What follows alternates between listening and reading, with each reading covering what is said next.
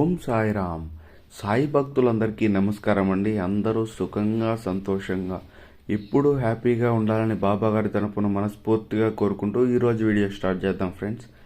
ఈరోజు బాబా గారు మన ముందుకు చాలా ముఖ్యమైన విషయంతో వచ్చారండి. ప్రత్యేకంగా దంపతులు తప్పకుండా వినాల్సిన రహస్యం అని బాబా గారు చెప్తున్నారు. ప్రతి ఒక్కరికి దీంతో చాలా అవసరం ఉంటుంది. ఈ మాటలు తెలుసుకుంటే మీ జీవితంలో అదృష్టమయంగా మారుతాయి. అందుకే ఒక చిన్న మాట కూడా మిస్ చేయకుండా చివరి వరకు వినండి. ఎందుకంటే బాబా గారు చెప్పే ప్రతి మాట మన మంచి కోసమే, మన శ్రేయస్సు కోసమే, మన భవిష్యత్తు, మన బిడ్డల భవిష్యత్తు కోసమే. ఇప్పుడు బాబా గారు చెప్పబోయే ఒక చిన్న కథ ద్వారా ఆ రహస్యం ఏమిటో తెలుసుకుందామా ఫ్రెండ్స్. ఒక ఊరిలో ఒక దంపతులు ఉండేవారనమాట, భార్యాభర్తలు. పెళ్ళైన చాలా సంవత్సరాలు గడిచిపోయాయి. కాలం గడిచే కొద్దీ ప్రేమ తగ్గి, మాటలు పెరిగి, చిన్న చిన్న విషయాలకే గొడవలు మొదలయ్యాయి. ఒక్కోసారి ప్రేమగా మరొకసారి గొడవలో, మళ్ళీ కలవడం, మళ్ళీ దూరం అవ్వడం, ఇలా గొడవలు ఎక్కువైపోయాయి. ఇలా కలిసి ఉండలేమని ఇద్దరు విడాకుల కోసం అప్లై చేశారు. ముఖ్యంగా భర్త మాత్రం చాలా గట్టి నిర్ణయం తీసుకున్నాడు. ఇల్లా నా వల్ల కాదు, నీతో కలిసి జీవించలేను అని భర్త అనేవాడు. వాళ్లకు ఒక 5 సంవత్సరాల బిడ్డ ఉన్నాడు, కొడుకు. ఒకరోజు భర్త ఆఫీస్ పని మీద క్యాంప్కి వెళ్ళి వస్తాడు. ఇంటికి రాగానే భార్యను అడుగుతాడు, విడాకుల పేపర్లపై సంతకం పెట్టావా అని. అప్పుడు భార్య చాలా దీనంగా అంటుంది, నేను సంతకం పెడతాను, కానీ నాకు ఒక చిన్న కండిషన్ ఉంది.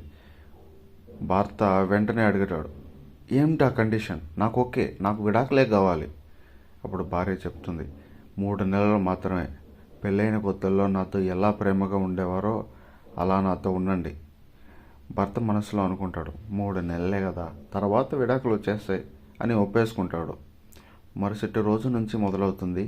పెళ్ళైన కొత్తలో లాగే భార్యను నిద్రలేపడం, ఎత్తుకొని హాల్లోకి తీసుకెళ్లడం, టిఫిన్ చేతితో తినిపించడం, నుదుటిపై బొట్టు పెట్టడం, ఇవన్నీ చేయడం భర్తకు అస్సలు ఇష్టం లేదు. కానీ విడాకుల కోసం చేస్తున్నాడు.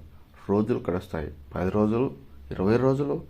రోజు భార్యకు టిఫిన్ తినిపిస్తున్నప్పుడు భర్త మనసులో ఒక్కసారిగా ఆలోచన వస్తుంది, ఒకప్పుడు ఎంత అందంగా ఉండేది, నా కోసం ఎంత కష్టపడేది, నా కోసం తన జీవితాన్ని మార్చుకుంది, నాకు బిడ్డను ఇచ్చింది.